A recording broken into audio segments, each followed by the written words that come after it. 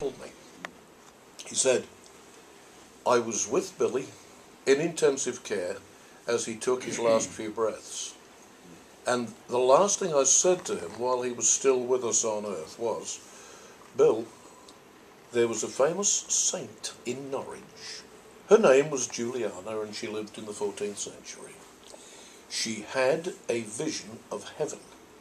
She felt as if her spirit had left her body, and the other nuns clustered round her thought that she was in some sort of a trance or about to faint, and so they kept close to her so she didn't fall and injure herself. Then, within a matter of minutes, she comes back to her normal self. And they all said, Juliana, are you okay? And Juliana replied, yes, I can't explain what's happened, she said, but I felt as if my spirit had left my body and I'd had a glimpse of heaven. And of course, the next question is, if we'd been one of the nuns, what do we say? What's it like? And Juliana, in absolute ecstasy, could only say, all shall be well. She's bubbling with it. All shall be well. All shall be well. All manner of things shall be well. And he said that was the last thing I said to Bill before he died. He said, and you've just driven 300 miles to tell me. Billy's come back and said, by the way, Telly and Juliana was right, I'm there, and it's unbelievably wonderful. Well, we sat there like this, and finally Ian got up and said, going to open a bottle of wine. And it was only by the grace of the Lord that we got to the funeral in the morning, because we come back out of a bottle of wine each.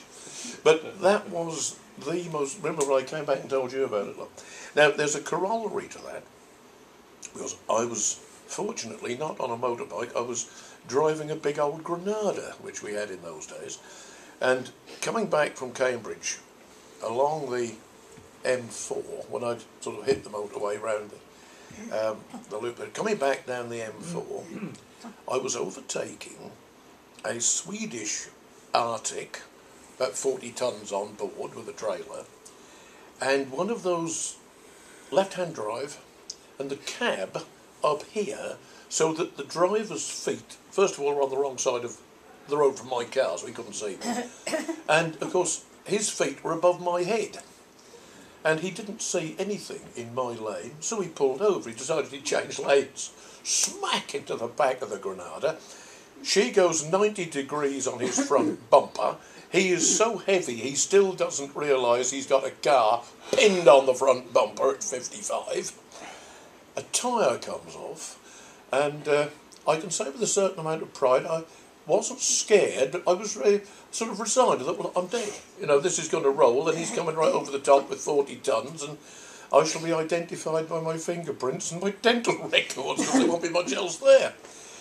And then, you know, if you've ever helped anyone who is a young driver or a new driver, or if you've taught someone to drive, you sometimes put your hand on theirs and just get it in a bit, if they're too far out, or you put your hand over there on the gear stick and say, I should go down a gear because we're just going up the hill here.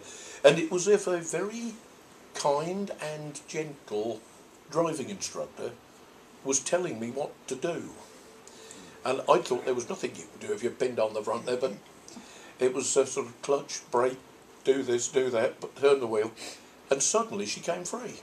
And I went over the hard shoulder, over a ditch, over a hedge, and I was at about that angle up the hedge and totally unhurt. Car was a write-off, needless to say. Kicked my way out, and I couldn't help wondering, because when he'd been young and before he was ill, Billy Farrow was the best driver I had ever met. He could have been another Schumacher if he'd wanted to be a racing driver or a rally driver. Some people are just born natural drivers, and it's as if their fingertips were in the wheel. And they know exactly, you know, to within an inch where the car is. And the only man I had ever known well who could have driven out of the mess I was in was Billy, who I had laid in the ground 3 hours earlier, before I had this accident.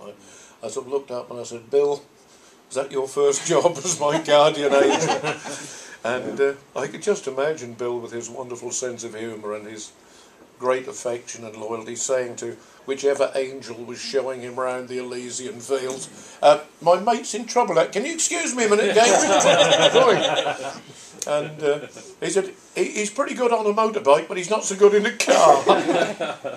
But that was a sort of corollary to the strange appearance of him the night before.